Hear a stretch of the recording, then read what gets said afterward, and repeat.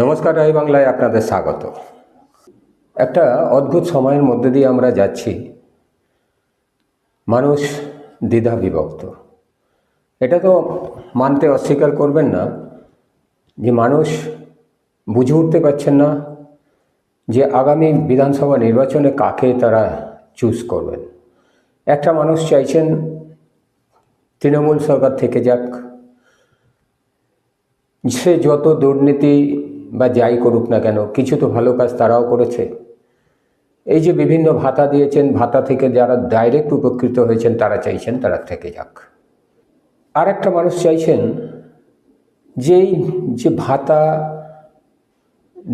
যতই দেয়া হোক না কেন, তার সাথে যে স্কুল কলেজ শিক্ষা দুর্নীতি বলুন, বিভিন্ন কলেজের বিভিন্ন যে ইনস্টিটিউশনগুলো আছে, স্বাস্থ্য শিক্ষা যে দুর্নীতিগুলো আছে, সেই দুর্নীতি একমাত্র অন্য কোনো সরকারই এই দুর্নীতির সমাধান হতে পারে। এই তৃণমূলকে দিয়ে আর যাই হোক দুর্নীতিকে রোখা যাবে না। এটা অস্বীকার করার উপায় নেই যে পশ্চিমবঙ্গে এই দুর্নীতির এত খুল্লম চেহারা এর আগে কখনো আমরা দেখিনি, যার ফলে আমরা এই একটা আর্থসামাজিক অবস্থার মধ্যে দিয়ে আমরা চলতেও ঠিক অভ্যস্ত নই। আমরা একটা সুস্থ সমাজ গড়ার স্বপ্ন দেখি, দেখার স্বপ্ন দেখি। অতএব সেই রকম একটা সুস্থ সমাজ যে সরকার বা যে পার্টি দিতে পারবে, আমরা তাদের দিকে একটু খেয়াল রাখি। আসুন আমরা দেখার চেষ্টা করি সেই সুস্থ সমাজ কারা দিতে পারে। তৃণমূল সরকার আজকে প্রায় 15 বছর রাজত্ব করছেন। তারা বেশ কিছু ভালো কাজ করেছেন, রাস্তাঘাট থেকে শুরু করে ব্রিজ থেকে শুরু করে কনস্ট্রাকশনের কোনো অভাবই আপনারা দেখতে পাবেন না। বড় বড় বিল্ডিং তৈরি হয়েছে, নীল সাদায় ভরে গেছে, কলকাতায় নীল সাদায় ভরে গেছে, গ্রামে গঞ্জে রাস্তাঘাট হয়েছে, এগুলো অস্বীকার করার উপায় নেই। কিন্তু একটা কথা তার সাথে আপনাদের স্মরণ করিয়ে দেবো যে বামফ্রন্ট সরকারের আমলের বাজেট আর এই সরকারের আমলের বাজেট আকাশ পাতাল তফাৎ। না, আপনি বলবেন কেন করেনি, কেন? আমরা এইগুলো শুনতেই পাই যে কেন করেনি। সত্যিই তো আপনাদের তো চাহিদা থাকতেই পারে, সেই চাহিদাকে আপনাদের কোনো অন্যায় বলছি না। কিন্তু এটা মাথায় রাখতে হবে সেই সময় বা আগেকার গভর্নমেন্টের এত রাজস্ব আয় ছিল না, বা আমরা যেটা ডাইরেক্ট ইনডাইরেক্ট ট্যাক্স বলি, সেটা যেভাবেই হোক। ধরুন আপনারা যদি খেয়াল করে দেখেন, সেই সময়ের ট্যাক্স ছিল বা ভ্যাট ছিল 5%। সরকারের বাজেট ছিল 2010-11 সালে মাত্র 27,000 কোটি টাকা। সেই বাজেট 2020-21 সালে হয়ে দাঁড়ালো 1,23,000 কোটি টাকা। ভাবুন কত গুণের তফাৎ হলে এই বাজেটটা 10 বছরের মধ্যে এই পরিমাণ জাম্প হয়ে গেল। মমতা ব্যানার্জি সরকারের উপরে কেন এটা সম্ভব হয়েছে? মমতা ব্যানার্জি দুহাত খুলে আমাদের যে জিএসটি নাম্বার এলো, বিজেপি যে জিএসটি নাম্বারের তীব্র বিরোধিতা করেছিলেন কংগ্রেস পিরিয়ডে, কংগ্রেস চেয়েছিল এটাকে 12% জিএসটিতে নিয়ে আসতে। সিপিএম বা বামপন্থী দলগুলো সেই সময়ে তীব্র বিরোধিতার ফলে সেই সময়ে আটকে যায়, এবং বিজেপি এই জিএসটির তীব্র বিরোধিতা করে। অদ্ভুত ব্যাপার, যখন একটা মধ্যস্থতায় ঠিক হয় যে 8% জিএসটি আসছে অসীম দাশগুপ্তের তত্ত্বাবধানে, কেন্দ্রীয় সরকার চেঞ্জ হলো, কেন্দ্রীয় সরকারের পর বিজেপি সরকার সেখানে এলেন। আসার পরে দেখা গেল সেই জিএসটি 18% চলে গেল, 28% চলে গেল। তীব্র হই হই হই হই ব্যাপার, কারো কথা শুনলেন না, বিরোধীদের কথা শুনলেন না, তারা বিল পাস করে দিলেন। যে বিজেপি 12%-এর জন্য চিৎকার করছিলেন, সরকারের আসার পর 28% জিএসটি করে দিলেন। কি মজা, তাই না বলুন? আমরা কি অদ্ভুত এই বৈপরীত্য দেখতে পাই যারা সরকারে থাকেন আর যারা বিরোধিতা করেন। এই যে বাজেট 1,23,000 কোটি টাকা, বর্তমানে বাজেট জানেন 4 লক্ষ কোটি টাকার উপরে। কোথা থেকে আসছে? দুটো জায়গা থেকে। এক হচ্ছে জিএসটি থেকে আয় হয় গভর্নমেন্টের। আপনারা জানেন মদের উপর প্রচণ্ড ট্যাক্স বসেছে, সিগারেটের উপর যা ট্যাক্স চড়ছে এটা রাজ্য সরকারের উপরে। রাজ্য সরকার চুপ করে থাকে, জানেন তো, দরকার নেই এগুলো নিয়ে। রাজ্য সরকারের এদিক থেকে আয় হয় অনেক।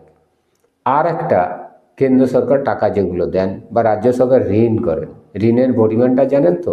আর একবার মনে করে দিই, বামফ্রন্ট সরকারের আমলে প্রায় 2 লক্ষ কোটি টাকার ঋণ, যেটা মমতা ব্যানার্জি চিৎকার করে মাথায় করেছিলেন যে মমতা ব্যানার্জি এই প্রায় 2 লক্ষ কোটি টাকার ঋণকে জনসমক্ষে তীব্রভাবে প্রচার করেছিলেন। মিডিয়া সেই প্রচার দিয়েছিল। আজকে কিন্তু মিডিয়া সেই প্রচার দেয় না। প্রায় 8 লক্ষ কোটি টাকার ঋণ পশ্চিমবঙ্গ সরকারের উপরে। মজার বিষয় নয়? মজার বিষয়। আমি এর আগের ভিডিওতে জহর সরকার এইটা আলোচনা করেছিলেন যে রাজ্য সরকারের এই ঋণের পরিমাণ। প্যারালালি বিজেপি সরকারের উপর 50 লক্ষ কোটি টাকার ঋণ। কি সুন্দর সিস্টেম, তাই না? বামফ্রন্ট সরকারে এটা হয়নি সেটা হয়নি, যে তুল্যমূল্য আলোচনা হয়, এই কিছুই দেয়নি, কয়েকটা লোককে দিত, আমরা নানা জায়গায় শুনতে পাই, এগুলো আমাদের বলা হয়। সত্যিকারের যদি এবার আপনি বিচার করে দেখেন, আপনার যদি সংসার চালান, আপনি কি ধারে সংসার চালাবেন?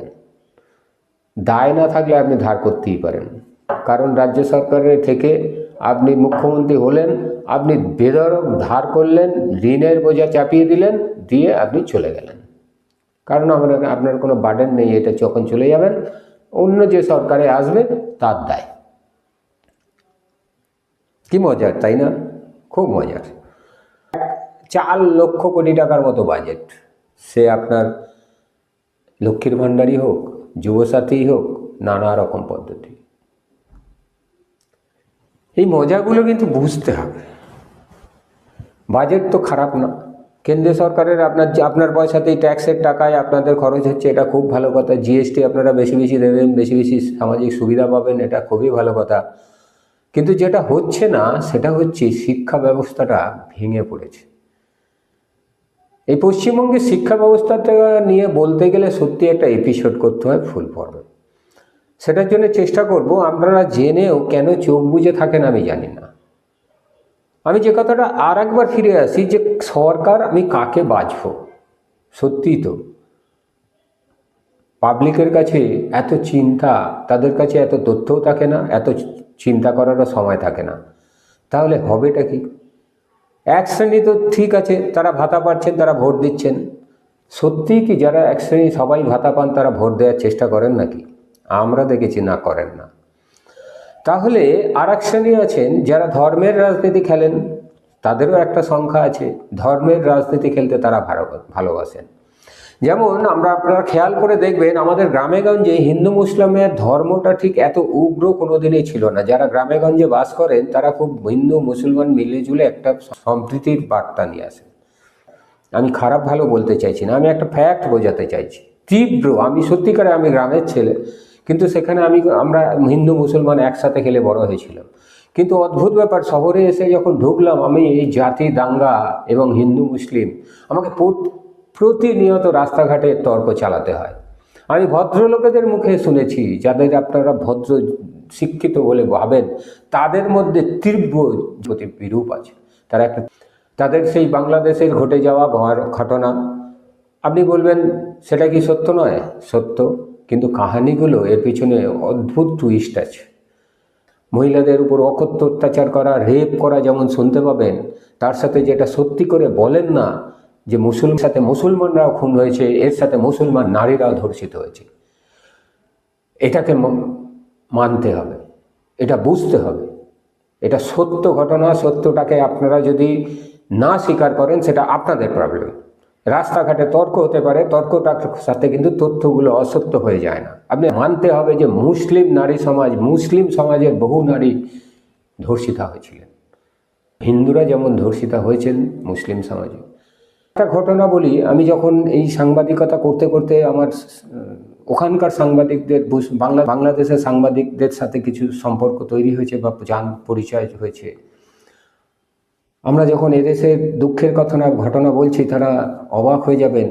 যে সময় দাঁড়িয়ে বহু মুসলিম পরিবারের মেয়েরা ধর্ষিতা হয়েছিলেন, মহিলারা ধর্ষিতা হয়েছিলেন, অথচ খুব সুচতুরভাবে এই ঘটনাগুলোকে চেপে যাওয়া হয় যে হিন্দুদের ধর্ষণ করা হয়েছিল, কেটে ফেলা হয়েছিল। এরকম না, হিন্দুদের বাঁচাতে গিয়ে বহু মুসলিমকে কেটে ফেলা হয়েছিল। রাজনৈতিক প্রেক্ষাপট ছিল অন্য।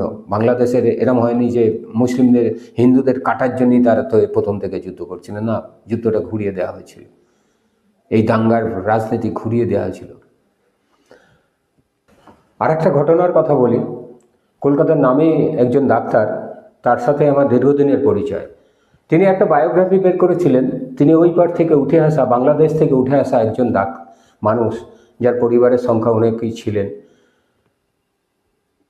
তিনি যখন বইটা তিনি যখন বইটা আমায় দিলেন, আমাকে একটা কথা বললেন, আশা করি বইটা ঠিক জায়গায় দিলাম, একটু রিভিউ দেবেন। আমি বইটা বিশ্বাস করি 400 পাতার বই আমি দুদিনে শেষ করে ফেলেছিলাম। করে আমি যখন তাকে ফোন করলাম যে ডাক্তারবাবু আমি দেখা করতে চাই, তিনি সাদরে বাড়িতে আমন্ত্রণ জানালেন এবং প্রথম প্রশ্ন হলো কেমন পড়লেন। আমার একটা প্রশ্ন প্রথমেই জিজ্ঞাসা করতো, কারণ মনের মধ্যে যখন কিছু প্রশ্ন হয় না, জিজ্ঞাসা না করতে পারলে শান্তি পাচ্ছি না। আমি বললাম একটা কথা জিজ্ঞাসা করবো ডাক্তারবাবু? বললো হ্যাঁ বলুন। আমি বললাম আপনি বইয়ে উল্লেখ করেছেন আপনার দাদুকে মুসলিমরা কেটে ফেলেছিল, হত্যা করেছিল। বললো হ্যাঁ। আমি বললাম আপনার জীবনে এত বড়, আমার সাথে দীর্ঘদিনের পরিচয়, কোনোদিন মুসলিম বিরোধী একটা শব্দও শুনতে পাইনি। আপনার মুসলিমদের প্রতি বিদ্রোহ লাগে না? তিনি একটা সুন্দর কথা বলেছিলেন, আমরা কিরকম অন্ধকারে থাকি দেখুন, আর যাদের পরিবারের মারা যাচ্ছে তাদের বক্তব্য শুনুন। আমায় বলেছিলেন দাদুকে যারা মেরেছিলেন তারা মুসলিম, একথা যেমন সত্য, আবার আমাদের যারা প্রাণ বাঁচিয়েছিলেন সেও এক মুসলিম, এবং এই আমাদের প্রাণ বাঁচানোর জন্য তাকে হত্যা হতে হয়েছিল। আমরা যখন তাদের বাড়িতে আশ্রয় নিয়েছিলাম এবং যখন তিনি বুঝতে পারেন যে আর তিনি আমাদের রাখতে পারবেন না, যখন জানাজানি হয়ে যায়, তিনি তার বাড়ি থেকে আমাদের ওই ধান ক্ষেতের মধ্য দিয়ে বের করে দিচ্ছিলেন। সেই সময় তাকে মেরে ফেলা হয়, কাফের বলে হত্যা করে। আমরা পরে জানতে পারি তাকে মেরে ফেলে, কারণ তিনি যে বাড়িতে আমাদের আশ্রয়ের ব্যবস্থা করে দিচ্ছিলেন সেটাও এক মুসলিম। এবং সেই সময়ে দাঁড়িয়ে এক সময় প্রচার হয়ে যায় আমরা তার বাড়িতে আছি, তখন সেই বাড়ি থেকেও সেই মুসলিম ভদ্রলোক আমাদের নৌকা পার করে, নদী পার করে আমাদের এপারে পৌঁছে দেন। তিনিও মুসলিম। আমি জানি না তিনি বেঁচে আছেন কিনা। তো আমার দাদুকে যারা মেরেছিলেন যেমন মুসলিম, আমাদের এতগুলো নিজের প্রাণের ঝুঁকি নিয়ে, নিজের প্রাণের বলি দিয়ে যে আমাদের এতগুলো প্রাণ বাঁচিয়েছিলেন তিনিও মুসলিম। শরীরে কাঁটা দিয়ে উঠছে না শুনতে? আমার তো, আমি যখন পড়ছিলাম আমার কাঁটা দিচ্ছিল, আমি যখন জিজ্ঞাসা করছি ডাক্তারবাবু যখন বলছে কাঁটা দিচ্ছে। দেবে না বলুন? একটু সমাজের প্রতি দায় থাকলে তো দেয়াই উচিত। আর একটা কথা আপনাদের কাছে সবিনয় নিবেদন করব, যারা এই হিন্দু মুসলিম ভাবে দাঙ্গা লাগানোর চেষ্টা করছেন, তাদের প্রতি আমার একটা আবেদন, আপনার সমাজকে কী দেবেন? আপনার ছেলেমেয়েরা আপনাদের থেকে কী শিখবে? আপনি একটা ছেলেমেয়েদের মনের মধ্যে যে বিষ ঢুকিয়ে দিচ্ছেন, আপনি সমাজকে, সেই সমাজের ছেলেমেয়েরা কি দেবে সমাজকে? আপনার ছেলে বড় হচ্ছে একটা বিষ, মনের মধ্যে বিষ নিয়ে বড় হচ্ছে। আপনার মেয়েটা বড় হচ্ছে মনের মধ্যে একটা বিষ নিয়ে বড় হচ্ছে। সে সমাজকে একটা সুস্থ সমাজ তারা কখনো দিতে পারে না, এটা আমার দৃঢ় বিশ্বাস। রক্তারক্তি শুরু হলে আপনি কি ভাবছেন আপনার ছেলে বা মেয়েটাই পার পেয়ে যাবেন? ক্ষতি আঁচ কি লাগবে না? ইরানে যুদ্ধ হচ্ছে, সেই ইরানের যুদ্ধের আঁচ যদি আমাদের ভারতবর্ষের বুকে লাগতে পারে, পশ্চিমবঙ্গে, পশ্চিম বাংলার বুকে লাগতে পারে, আপনার হিন্দুর ঘরে লাগে, আপনার মুসলমানের ঘরে লাগে, সেই রকম যুদ্ধ যখন শুরু হয় কেউ তো সেখান থেকে নিস্তার পায় না, না হিন্দু না মুসলমান। ইরানের যুদ্ধে যেমন আপনার ওনারা শুধু পুড়ছে তা নয়, আমরাও পুড়ছি, আমাদের ক্ষতি হচ্ছে, জিনিসপত্রের দাম বাড়ছে। আপনারা বারবার বলতেন না, আমরা রাস্তায় তো বহুভাবে শুনেছি, আপনারা বারবার বলেছেন যে বাইরের দেশে যুদ্ধ হলে কলকাতার মাটিতে লাল পতাকা মিছিল নিয়ে নেমে পড়ে, রাস্তা জ্যাম করে, নিজেদের দেশের জন্য ভাবে না, বাংলার জন্য ভাবে না, এরা নাকি বাইরের দেশের প্রতি যত দরদ। আজ কি মনে হচ্ছে লাল পার্টি যখন রাস্তায় নামতো, যখন গালাগাল করতেন, একটু জ্যাম হতে বলেও, আজকে লাল পার্টিরা সেই দূরদর্শিতা দেখিয়েছিলেন, যে দূরদর্শিতা আজকে ইরানের যুদ্ধে আপনার ঘরে কিন্তু লাল আগুন জ্বলছে, আগুন জ্বলছে, আগুন জ্বলছে না অ্যাকচুয়ালি, আগুনের দাও নিভে যাচ্ছে। গ্যাস নেই, পেট্রোল নেই, পেট্রোলের দাম অলরেডি বেড়ে গেছে। নর্মাল পেট্রোলের দামটা আর কদিন পরে বাড়বে, ভোটটা কেটে যাক। প্রিমিয়াম পেট্রোলের দামটা বেড়ে গেছে। যারা পেট্রোল তোলেন তারা জানেন, বাইরের দেশে যুদ্ধ হলে ভারতবর্ষ তা থেকে গা সরিয়ে রাখবে, এরম হতে পারে না। সেই রকম পশ্চিমবঙ্গে যদি দাঙ্গা লাগে, আপনিও তার পাবেন না, আপনাকেও সেই আগুনের তাপ বহন করতে হবে। ভালো থাকবেন, সুস্থ থাকবেন, এটাই আশা রাখবো। নমস্কার, রাই বাংলা দেখতে থাকুন। আর একটা কথা আপনাদের বলি, কয়েকদিন পরেই নিয়ে আসছি আমাদের মরিচঝাঁপি নিয়ে। মরিচঝাঁপি নিয়ে নানা ঘটনা আপনারা জানেন, সত্য মিথ্যা কেউ কখনো খুঁজে উঠতে পারেননি। আমরা আপনাদের সামনে সেই সত্য তুলে ধরব। সেই মরিচঝাঁপির সময় যিনি ডাক্তার ছিলেন, সেই মরিচঝাঁপির সময় যিনি নৌকা পার করেছিলেন, সেই মরিচঝাঁপির যাদের দণ্ডকারণ্যে পাঠিয়ে দেওয়া হয়েছিল, প্রত্যেকের সাথে কথা বলা হয়েছে। সেই ভিডিও, সেই ফুটেজ আমাদের কাছে আছে। আমাদের টিম সেই কাজ খুব দক্ষতার সাথে করেছেন। শুধু তাই নয়, এখানে বিশিষ্ট লোকজনেরা জগৎ ছিলেন, রিসার্চ ওরিয়েন্টেড একটা কাজ হয়েছে। সেই সব তথ্য আপনাদের সাথে তুলে ধরব। আপনারা দেখতে থাকুন রাহি বাংলা। ভালো থাকবেন, নমস্কার।